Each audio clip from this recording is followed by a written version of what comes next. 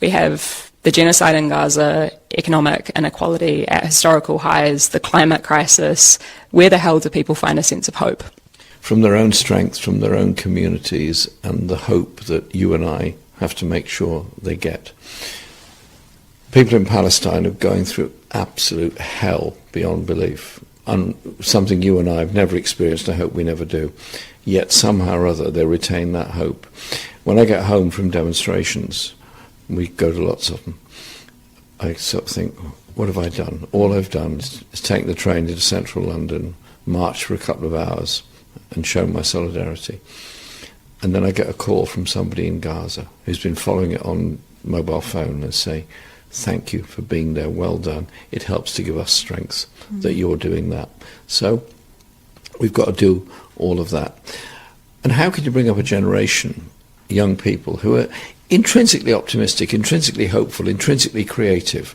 Are we going to suppress all that creative energy, or are we going to say, no, we'll work with you to create a society where you are recognised, where you are helped, where you are supported, and above all, you deliver for the next generation? That means clean air, it means clean water, it means good food, and it means rethinking our environmental approach as well. We cannot go on just dragging every last mineral out of the earth and expecting it to carry on like that. It won't and it can't. And people looking at the state of things, at the state of politics at the moment, and wondering where on earth to start, because it's also overwhelming, what would you say? Work with people who are in the most vulnerable position and do your best to be inspired and support them. And that means, in the case of this country here in Britain, working with homeless people on the awful situation they're in. They don't need to be homeless. And also standing in solidarity with the refugees who are being demonised by the far right in our politics. They're victims. They're victims of human rights abuse, of wars, of environmental disaster, all kinds of things.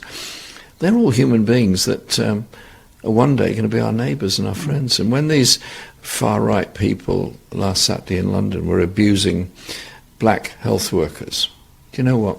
If any of those far right racists had an accident and were taken into that hospital, those same workers would be caring for them in a professional way. That's the contribution they make to our society.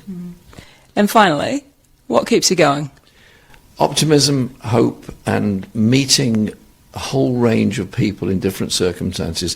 With the greatest respect to all of our wonderful universities, not all wisdom comes from universities. There's a great deal of wisdom you find on the streets, on the buses, on the trains, and in random conversations. So I spend my life, I do a lot of travelling, a lot of walking about, listening to people, and you think, goodness, they've been through all of that, and they've come out as good as they are. Let's be inspired.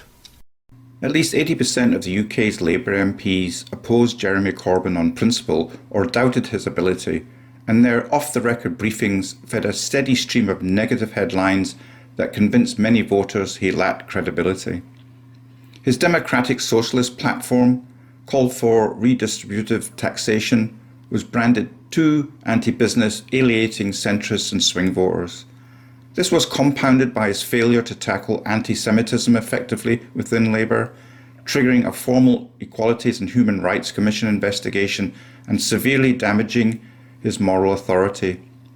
His approval ratings collapsed, making him one of the most unpopular Labour leaders, much like Chris Hipkins in New Zealand. Obviously, Jeremy Corbyn is a great mentor for Chlöe Swarbrick MP, the New Zealand Green Party co-leader.